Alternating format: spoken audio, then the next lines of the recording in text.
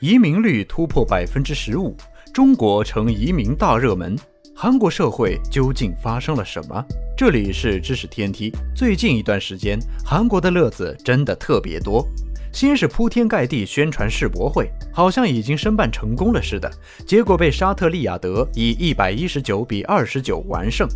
接下来，韩国申办世博会的宣传片席卷网络，众人直接感叹：剩下的29个票，你们是没有审美吗？2024年开年又来了一场大戏，韩国最大的在野党领袖李在明被刺。这位政坛红人曾绝食24天，要求韩国政府反对核污水排海，并改组内阁。核污水排海能够在不断粉饰太平的外网上掀起风浪，这个男人功不可没。这样一个知名政要，竟然在釜山被人公然抹了脖子，怎么看怎么觉得有点诡异。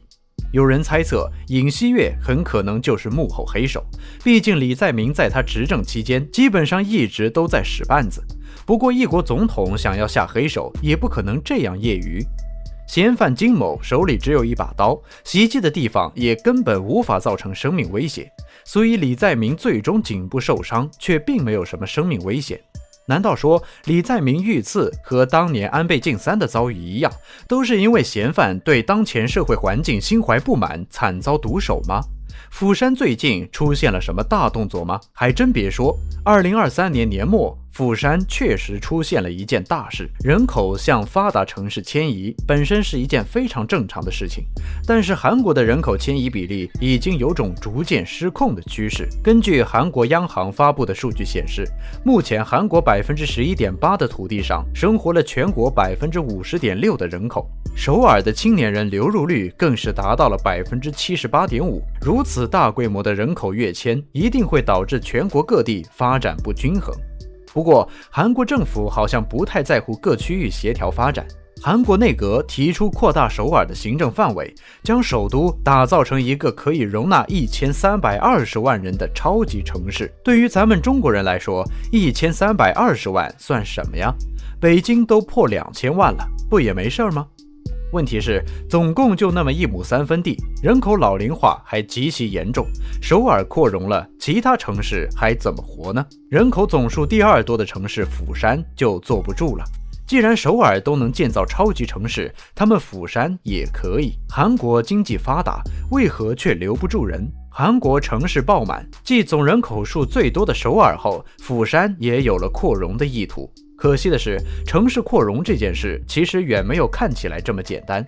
听闻消息，釜山人民直接炸了。对于周边中小城市来说，城市扩容必然会挤压他们的生活空间，而对于在大城市中生活的百姓来说，越来越多的人涌入首尔、釜山，只会让当地居高不下的物价、房价更加艰难。不过，李在明其实就是超级城市的坚决反对者。他认为，正是因为首尔涌入了太多的人才、资金、信息和企业，对其他城市产生了虹吸效应，才导致韩国目前的社会问题极度膨胀。事实上，这种说法说得比较委婉。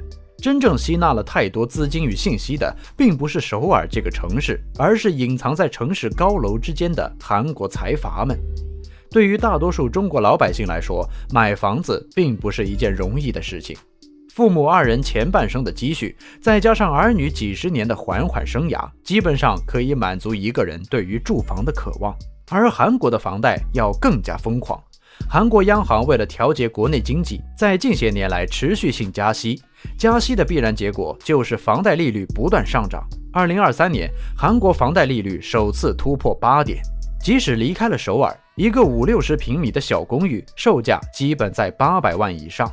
按照月供还款5000的标准来算，还到退休都不一定能还完。这种时候，再看看1万多的平均收入水平，是不是也就觉得没有那么多了呢？普通民众购房的平均10个人里面就有4个人在租房，而社会上层人士手中的住房可能有上千套。5%的经营人士手里面掌握着82.7%的私有房产，这便是韩国房价居高不下的根本原因。早在2017年，韩国国内空屋就突破了100万，这些房子并不是卖不出去，只是在等着房价再走高一些。难道说韩国政府就不管吗？文在寅在任期间曾经进行了25次房价调控计划，但是基本没有引起太大的水花。毕竟社会大部分资源与房产资源都掌握在同一群人的手里面，韩国政府即使有心想要做出改变，也无法直接与资本进行正面抗争。巨大的房价压力和贫富差距之下，韩国人的国民幸福感直接跌破了60%，远低于受访国家的平均水平。韩国人为何越来越少？在韩国，20岁到30岁之间的青壮劳动力有56%的人想离开自己的祖国，这个比例在同年龄段的韩国夫妇中会变得更高，有70%以上的人正在考虑移民。最近10年，韩国累计向外输送了600万人才，单看数量的话，移民规模其实并不大，人家印度早就突破1500万了。但是如果从比重方面考虑，那就相当吓人了。常住人口不过5100万，平均每年跑60万人，2023年他们新出生的小朋友不过才23.5万个，再加上人口死亡总人数，岂不是妥妥的人口负增长了吗？这些跑了的人都去哪儿了呢？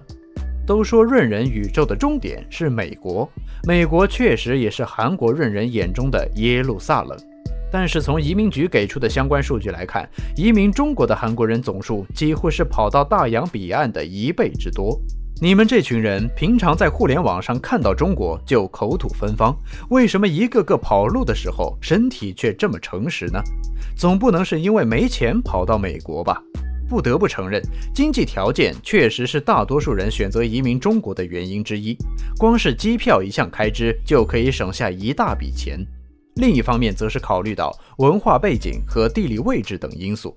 语言是移民的第一关，中文确实很难，但是如果移民到延吉地区，语言关对于韩国人来说基本不存在。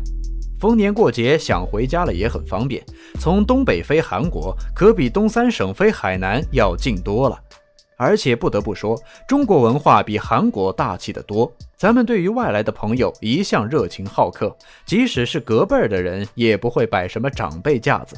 但是在韩国，前辈文化几乎深植于每一个人的心中，甚至于这种畸形的社会文化逐渐走向极端，成为了一场十分广泛的社会性霸凌。韩国的电影为什么永远都那么尖锐，永远那么的针砭时弊？有没有可能是因为韩国人就生活在这样的社会之中呢？